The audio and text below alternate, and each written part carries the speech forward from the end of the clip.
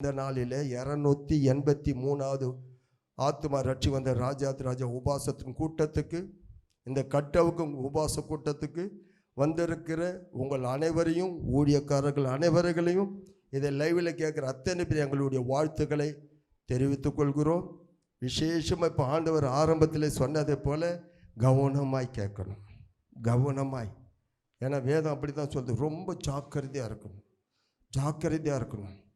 ஏன்னு கேட்டேன்னா இன்னும் ஜாக்கிரதையாக இருப்பேன் பவுல் சொல்வார். இது வரைக்கும் நான் ஜாக்கிரதையாக இருந்தேன், இனிமேலும் ஜாக்கிரதையாக இருப்பேன் பவுல் சொல்லுவார். ஆண்டவருடைய சமூகத்தில் மட்டும் விளையாடவே கூடாது, அசட்டியாக இருக்கவே கூடாது, ரொம்ப பயபக்தியோடு இருக்கணும். ஆண்டவருடைய சத்தத்தை கவனமாக, வேத நெகோமி புத்தகத்தில் 8ஆம் அதிகாரம் 3ஆம் வசனத்தில் அவர்கள் கவனமாய் கேட்டார்கள், கர்த்தருடைய வார்த்தை கவனமாய் கேட்டார்கள். வாசிக்கலாம். தண்ணீர் வாசலுக்கு முன்னான வீதிக்கு எதிரே இருந்து காலமே தொடங்கி மத்தியானம் மட்டும் புருஷருக்கும் ஸ்திரீகளுக்கும் கேட்டு அறியத்தக்க மற்றவர்களுக்கு முன்பாக அதை வாசித்தான். சகல ஜனங்களும் நியாயப்பிரமாண புஸ்தகத்திற்கு கவனமாய் செவி கொடுத்தார்கள். நியாயப்பிரமாண புஸ்தகத்திற்கு கவனமாய் செவி கொடுத்தார்கள். அல்லேலூயா. நீங்கள் கவனிக்கணும். நான் கடைசியிலே ஜெபிக்கும் போது உங்கள் கண்களே அந்த கிரீடத்தை பார்க்கும். அவ்வளோ மகிமையான கிரீடம் அது. அது நேற்று சொன்னதல்ல, ஒரு 3 நாளைக்கு முன்னால் சொன்னதல்ல. இந்த கூட்டத்தை முடித்துட்டு போன உடனே இந்த மாதத்துக்கு ஆண்டவர் செய்ய போகிறதை சொன்ன வார்த்தை இது. இதற்காக இத்தனை காலமாக நாங்கள் ஜெபம் பண்ணி ஆயத்தம் பண்ணி என் ஜனங்களை, ஆண்டவரே எப்படியாப்பட்ட, இப்போ அதுக்கு உதாரணம் யாருன்னு கேட்டேன்னா இந்த சந்திரா வயலட்டு தான். அவங்க நல்லா சொல்லி இருக்கணும், இன்னும் பயங்கரமாக. ஏன்னா அவங்க பட்ட பாடு அவ்வளோ பாடு. அந்த பிள்ளையால் விட்ட கண்ணீர் கொஞ்சம் அல்ல. என்கிட்ட 100 நாள் உபாசத்துக்கு தொடர்ந்து வெடிகாலத்தில் வந்து கதறி அழுவாங்க. அவங்க பிள்ளையினுடைய வாழ்க்கையில் எவ்வளோ வேதனை தெரியுமா? ஆக்சிடெண்ட் ஆகி காலெல்லாம் போச்சு. குடி, பயங்கரமான குடி, கொஞ்சமான குடி கிடையாது. இந்த ஸ்கோடாவிலே விழுந்து கிடப்பார். அந்த மகனுக்கு தகுதி கிடையாது பாருங்கள். அந்த மகனுக்கு திருமணத்திற்காக ஜெபம் பண்ணாங்க, அந்த மகனுக்கு வேலைக்காக ஜெபம் பண்ணாங்க. அந்த வேலைக்காக என்கிட்ட சொல்லி அழுவாங்க, ஜெபிப்பாங்க, என்கிட்ட கேட்பாங்க, ஐயா எங்கள் குடும்பத்தில் ஏன்னு கேட்டேன்னா அவங்க பட்ட பாடு கொஞ்சமல்ல, சொந்தத்தினால, சுற்றுப்புறத்தாரால், எல்லாராலும் ஒதுக்கப்பட்டவங்க, எல்லாராலும் நொறுக்கப்பட்டவங்க, அநேகர் பார்வைக்கு அற்பமாக எண்ணப்பட்டவங்க. அவங்க என்கிட்ட கேட்டாங்க, ஐயா என் பிள்ளைக்கு ஒரு பியூன் வேலையாவது கிடைக்காதா, ஒரு வாட்ச்மேன் வேலையாவது கிடைக்காதா, என் குடும்பத்தில் நாங்கள் கொஞ்சம் நிம்மதியாக இருப்போமே அப்படின்னு கேட்டாங்க. அவங்க கேட்டது உண்மையாக கேட்டாங்க, பியூன் வேலை தான் கேட்டாங்க. இன்றைக்கி கலெக்டர் பக்கத்தில் உட்காரக்கூடிய விவோ மன்னிக்கார அவன் ஆண்டவர் மகனை உயர்த்தல. அல்லேலூயா. கலெக்டர் மீட்டிங்கில் எதிர்க்க உட்காந்து டிஸ்கஸ் பண்ணுறார். விவோ பியூன் வேலை கேட்டாங்க, அவங்களுக்கு கொடுத்தது விவோ வேலை. இன்றைக்கி ஆண்டவர் பிள்ளைகளே, உன்னுடைய வாழ்க்கையில் நீ தகுதியற்று இருக்கலாம், உன் சொந்தங்கள் மத்தியில் ஒடுக்கப்பட்டு இருக்கலாம், உன்னை நொறுக்கி இருக்கலாம், ஓரங்கட்டி இருக்கலாம். கர்த்தர் இந்த நாளிலே உண்மையிலே அவர் கையில் இருக்கிற கிரீடம் உள்ளே இறங்கி வந்து யார் சிரசில் வைப்பாரோ தெரியாது. அவங்க வாழ்க்கையில் அந்த பிள்ளை வீழ்ந்து கிடந்த இடம் எங்கே? இப்போ அவனை உட்கார வச்சு இருக்கிற இடம் எங்கே பாருங்க, உயர்ந்த ஒரு சாணம். அதுக்கு அதான் அடையாளம். அதனால இன்னைக்கு ஆண்டவர் நமக்கு கொடுத்து இருக்கிற வாக்கு தத்தம் ஏசாயா 62ல் 3-4 வாசிக்கலாம். நீ கர்த்தருடைய கையில் அலங்காரமான கிரீடமும், நீ கர்த்தருடைய கையில் அலங்காரமான கிரீடமும், உன் தேவனுடைய கரத்தில் ராஜ முடியுமாய் இருப்பாய். நீ இனி கைவிடப்பட்டவள் எண்ணப்படாமலும் உன் தேசம் இனி பாழான தேசம் எண்ணப்படாமலும், நல்லா கவனி, உன் தேசம் இனி பாழான தேசம் எண்ணப்படாமலும், நீ எப்சிபா என்றும் உன் தேசம் பியூலா என்றும் சொல்லப்படும். கர்த்தர் உன்மேல் பிரியமாயிருக்கிறார். கர்த்தர் உன்மேல பிரியமாயிருக்கிறார். அல்லேலூயா.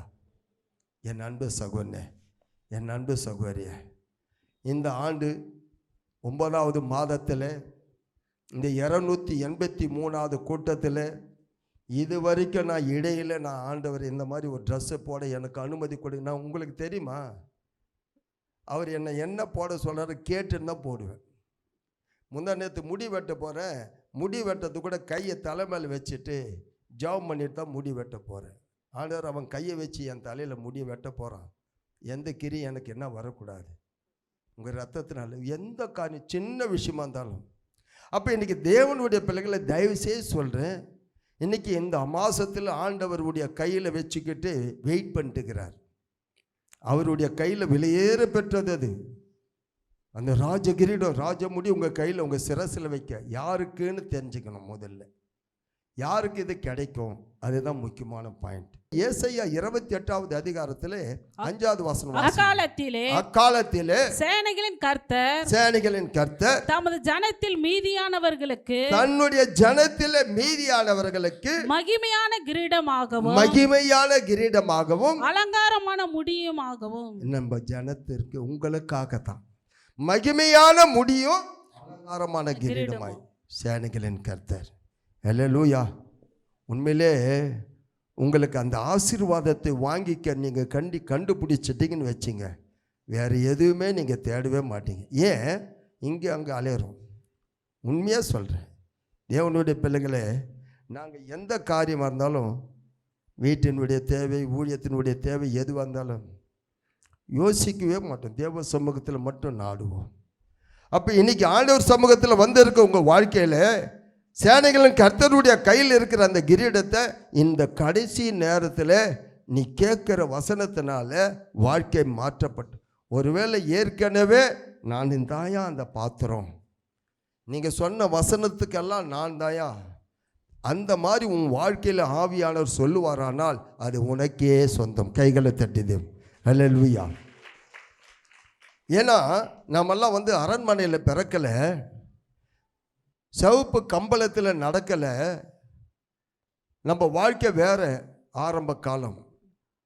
ஆனால் இங்கே பார்த்தீங்கன்னா எஸ்தர் புத்தகத்தில் 2வது அதிகாரம் 17வது வசனம், ராஜா சகல ஸ்திரீகளை பார்க்கிலும் எஸ்தர் மேல் அன்பு வைத்தான். சகல கன்னிகைகளை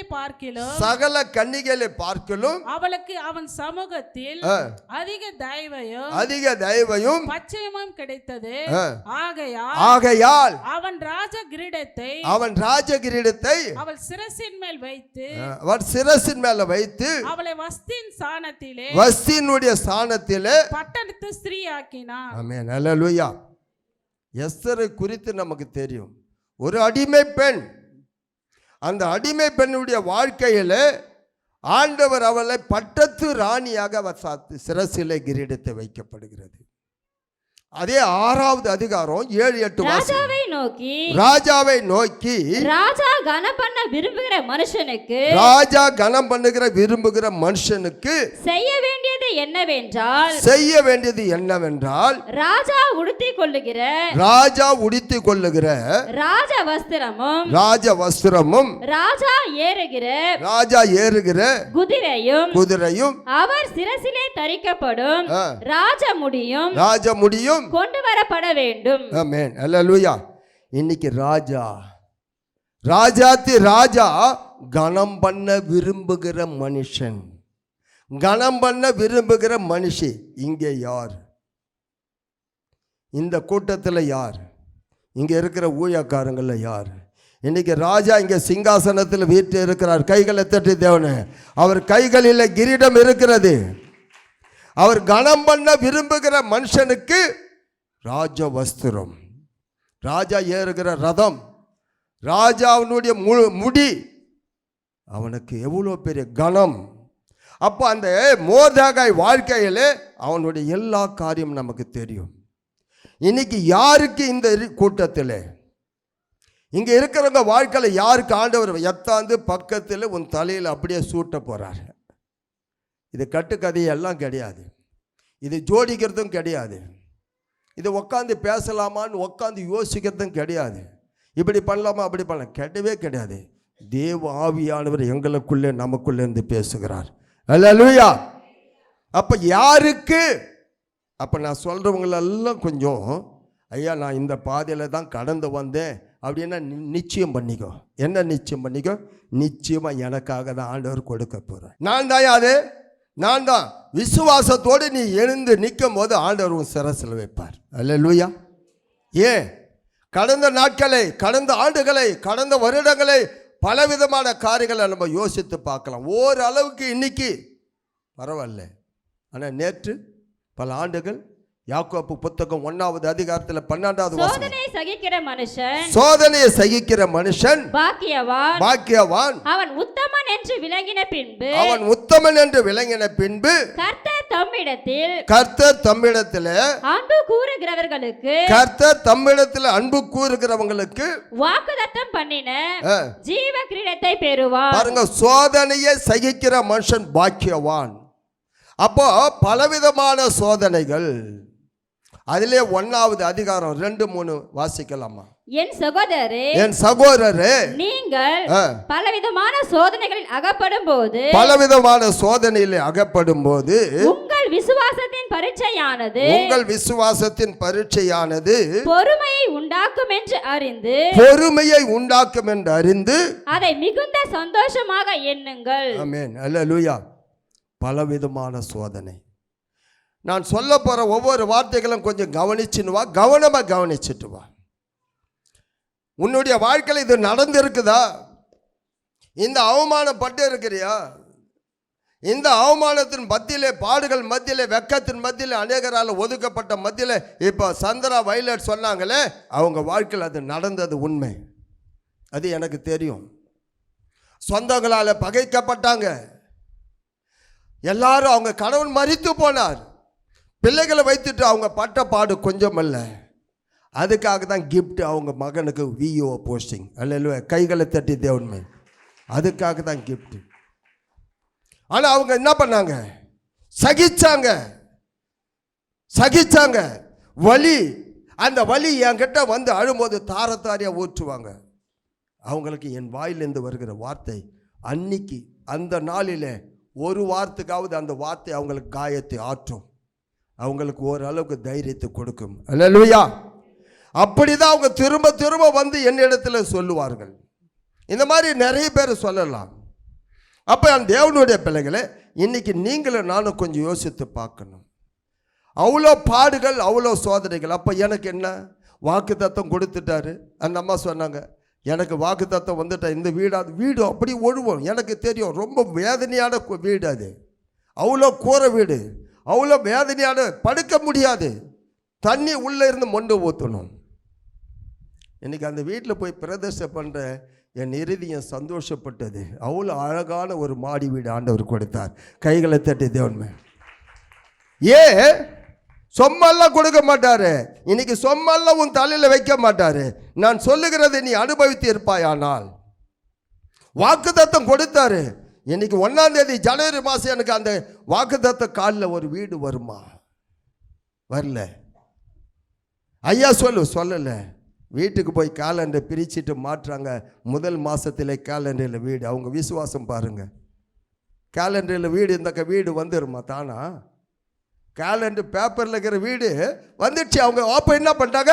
வீடு கட்டிட்டாங்க உண்மையாகவே. அப்போ இங்கே வேதம் சொல்லுது 1 பேதுரு 1வது அதிகாரத்தில் 6-7 வாசி. நீங்கள் மிகவும் சந்தோஷப்படுகிறீர்கள், இதில் மிகவும் சந்தோஷப்படுகிறீர்கள். என்றாலும் துன்பப்பட வேண்டியது அவசியமானதால். எதில் சந்தோஷப்படுறோம்? எதில்? ஒரு ஊழியக்காரன் வாக்குத்தத்தம் கொடுக்கும் போது, இல்லை ஆண்டவர் வசனத்தோடு நம்மோடு பேசும்போது சந்தோஷம். ஆபிரகாமை அழைக்கும் போது சந்தோஷம். வாக்குத்தத்தம் கொடுத்து வானத்தின் நட்சத்திரத்தை எண்ணிப்பார். கடற்கரை மணலை அளக்க முடியுமா? உன் சந்ததி பெருகும். ஆனால் ஒன்றுமே கிடையாது, சாத்தியமே கிடையாது. எத்தனை வருஷம்? 25 வருஷம். சாத்தியமே கிடையாது. ஆனால் அவன் விசுவாசத்தின் தகப்பனாய் இருந்தான். விசுவாசத்தோடு இருந்தான், பொறுமையோடு இருந்தான், பெற்றுக்கொண்டான். கைகளை தண்டி தேவனை மகிமை. ஆனால் நாம வாசிங்க. இதிலே நீங்கள் மிகவும் சந்தோஷப்படுகிறீர்கள். என்றாலும் துன்பப்பட வேண்டியது அவசியமானதால் இப்பொழுது கொஞ்ச காலம் பலவிதமான சோதனைகளினாலே துக்கப்படுகிறீர்கள். அழிந்து போகிற பொன் அக்கினியினாலே சோதிக்கப்படும். அதை பார்க்கிலும் அதிக விலையேற பெற்றதா இருக்கிறது. இருக்கிற உங்கள் விசுவாசம் சோதிக்கப்பட்டு இயேசு கிறிஸ்து வெளிப்படும் போது உங்களுக்கு புகழ்ச்சியும். உங்களுக்கு எப்போ வரும் புகழ்ச்சி? எப்போ உங்களுக்கு மகிமை? எப்போ உங்களுக்கு கனம்? பலவிதமான சோதனை. ஆனா முதல்ல வாக்குத்தத்தம் கொடுத்தார். 10 வருஷத்துக்கு முன்ன கொடுத்தார். உன் சந்ததி இப்படி இருக்குன்னு சொன்னார். உனக்கு வீட்டை கட்டுன்னு சொன்னார். வேலை கொடுப்பேன்னு சொன்னார். இல்லை, அதுக்கு ஆப்போசிட்டாக தான் நடக்குது. எது சொல்கிறாரோ அதுக்கு ஆப்போசிட்டாக தான் நடக்குது. நீ கை வச்சு ஊழியக்காரன் ஜெபம் பண்ணுவான். கர்த்தர் உன்னை என்ன பண்ண போகிறாராம்? கர்த்தர் உன்னை அப்படியே ஆண்டவர் சொல்கிறார், உன்னை நீர்க்காலின் ஓரத்தில் நடப்பட்ட மரம் போல பச்சை பசேல்னு இருப்பான். ஆனால் அங்கே போனால் வீட்டில் வறட்சி தான் இருக்கும், வறுமை தான் இருக்கும், வியாதி இருக்கும். ஆனால் ஒரு நாள் கர்த்தருடைய வார்த்தையை ஒரு நாள் ஒரு வார்த்தையும் பொய்யாகாது. அல்லேலூயா. அவன் பொறுமையோடு காத்திருந்தான், அவமானத்தோடு காத்திருந்தான். கர்த்தர் எனக்கு சொல்லி இருக்கிறார். அதுக்கு உதாரணம் நானே அதுக்கு உதாரணம். ஆபிரகாம் நான் யோசிப்பேன், ஆண்டவர்கிட்ட, ஆண்டவரே எல்லா ஊழியக்காருக்கும் பைபிளில் படிப்பேன். நான் யோசேப்புக்கு 13 வருஷம்தான். 17 வயசில் தரிசனத்தை பார்த்தான். 13 வருஷம் பயங்கரமாக பாடுபட்டான், அவமானப்பட்டான், குழியில் தூக்கப்பட்டான், சிறையில் போடப்பட்டான், பார்வோனுக்கு ஈக்குவலாக உயர்த்தப்பட்டான். 13 வருஷம்தான் அவனுக்கு. பாருங்க, யாக்கோப்புக்கு 20 வருஷம்தான். 2 பரிவாரத்தோடு வந்தான். இன்னைக்கு நிறைய காரியங்களை பார்க்கலாம். ஆனால் என்னுடைய வாழ்க்கையில் நான் 2001 ஜனவரி மாதம் 7ஆம் தேதி ஆண்டவர் என்னோடு பேசின காரியங்களை, தரிசனங்களை இன்னைக்கு வரைக்கும் ஆண்டவர் சமூகத்தில் காத்திருக்கிறேன். நிறைய நடக்குது. இவ்வளோ நடக்கிறதெல்லாம், இப்போ நடக்கிறதெல்லாம் கையளவு மேகம்தான். ஆண்டவர் என்னோடு பேசினது, எனக்கு வெளிப்படுத்தினது, என்னோடு கூட ஆண்டவர் உடன்படிக்கை பண்ணினது. அந்த ஒரு காரியத்திற்காக தான் இத்தனை முறை உபவாசங்கள், இத்தனை காலங்கள், அவமானங்கள், பாடுகள். ஆண்டவர் இந்த நாளிலே ஆண்டவர் ஏன் அந்த கிரீடத்தை தலையில் வைக்க, அந்த கிரீடத்தை கையில் ஏன் வச்சுட்டு காத்துட்டுக்கிறார்? நீ நானும் பாத்திரமா இருக்கிறோமா? ஆண்டவர் சொன்ன வாக்குத்தத்தம் சந்தோஷம்தான். ஆண்டவர் உனக்கு உன்னை பயங்கரமாக ஆசீர்வதிப்பார். உன்னை ஆசீர்வதித்து பெருக பெருக பண்ண. ஆனாலும் துன்பப்பட வேண்டியது அவசியமாக இருக்கு. வெள்ளியை புடமிடுவது போல உபத்திரத்தின் குகையில் உன்னை என்னை புடமிட்டார். அப்படியே புட்டு எடுத்தார். அங்கங்கே பயங்கரமான வெள்ளி எந்த பக்கம் வருதுன்னே தெரியாது. இந்த பக்கம் ஒரு ஆயுதம், இந்த பக்கம் பயங்கரமான பல பகுதியிலிருந்து. ஐயோ, தாங்க முடியல, வலி தாங்க முடியல. அமைதியாக இருந்தார். வாக்குத்தத்தை நிறைவேறணுமா? பொறுமையாரு. நீ குழந்தை கையில் எடுத்து பெற்றெடுக்குமா, அந்த பிரசவ வேதனை இருக்குதே, அந்த வலி இருக்குது பார், அந்த மாதிரி வலி வரும். அப்போ தேவனுடைய பிள்ளைகளே, அப்போ கடைசி அந்த 7வது வசனம் சொல்லுகிறது, உன்னிடத்திலிருந்து கர்த்தர் வெளிப்படுவார். அப்போ உனக்கு என்ன வரும்? மகிமை வரும். வாசிங்க. உங்கள் விசுவாசம் சோதிக்கப்பட்டு இயேசு கிறிஸ்து வெளிப்படும் போது உங்களுக்கு புகழ்ச்சியும் கனமும் மகிமையும் உண்டாக காணப்படும். உங்களுக்கு ஆண்டவர் சொல்றார், புகழ்ச்சியும் கனமும் மகிமையும் உண்டாகும். அல்லேலூயா. ஆண்டவர் பயங்கரம். அதுதாங்க உயர்வு, அதுதாங்க கனம், அதுதாங்க ஆண்டவர் நம்ம வைத்து இருக்கிற ஒரு பெரிய சந்தோஷம்.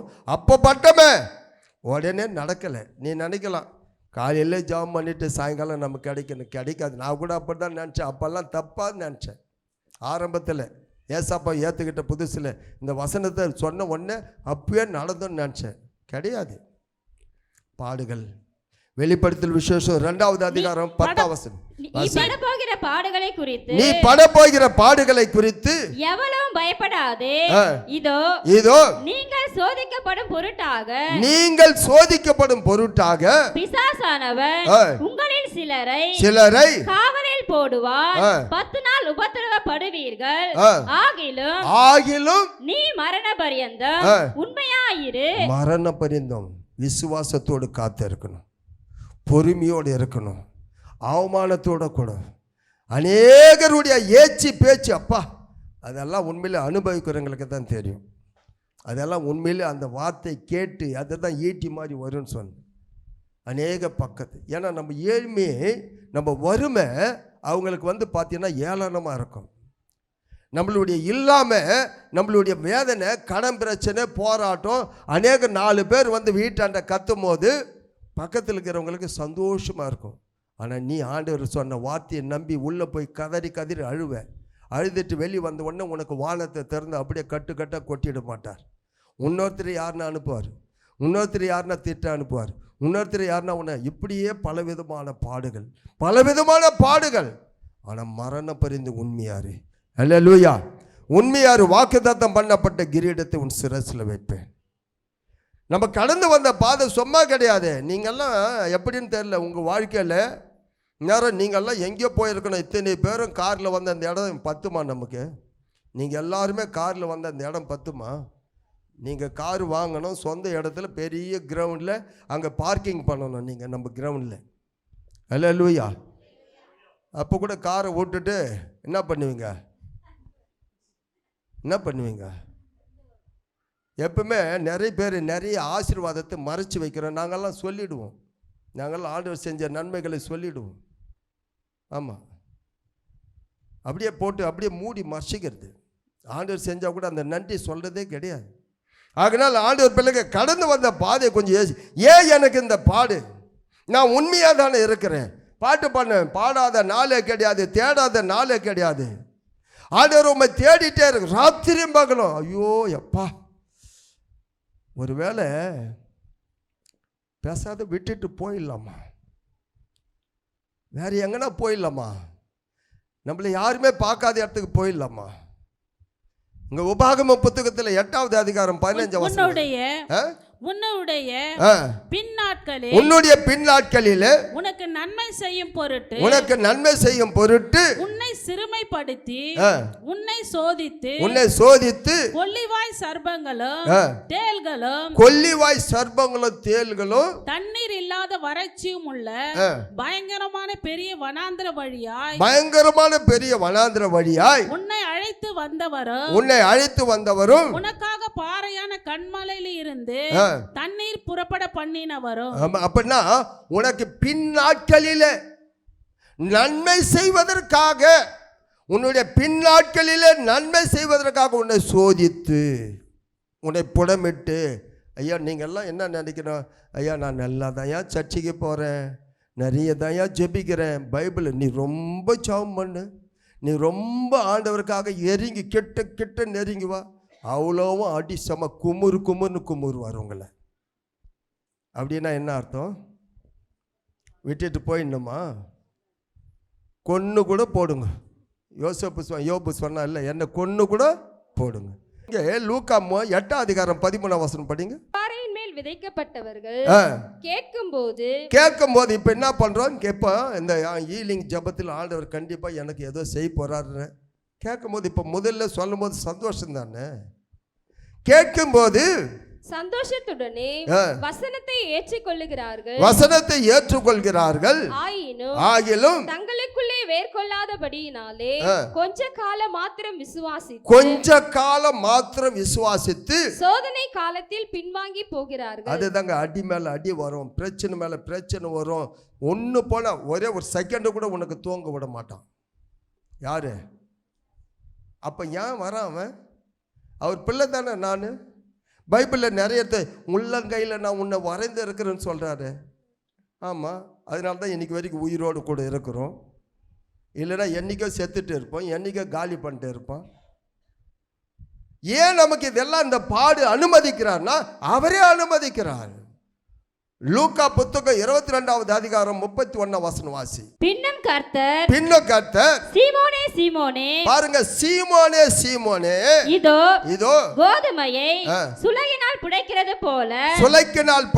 போல சாத்தான் உங்களை புடைக்கிறதற்கு உத்தரவு கேட்டுக்கொண்டான். நானோ உன் விசுவாசம் ஒழிந்து போகாதபடிக்கு உனக்காக வேண்டிக் கொண்டேன். என்ன அர்த்தம்? பர்மிஷன்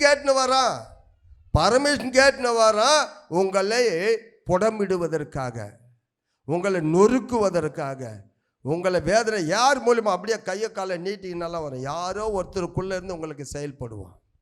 உன் சொந்தமாக இருக்கலாம், உன் சபையாக இருக்கலாம், நீ வேலை செய்கிற இடமா இருக்கலாம். உன்னை கண்டாவே சீருவாங்க, உனக்கு டார்ச்சர் பண்ணிகிட்டே இருப்பாங்க, உனக்கு விரோதமாக எழும்பிட்டே இருப்பாங்க.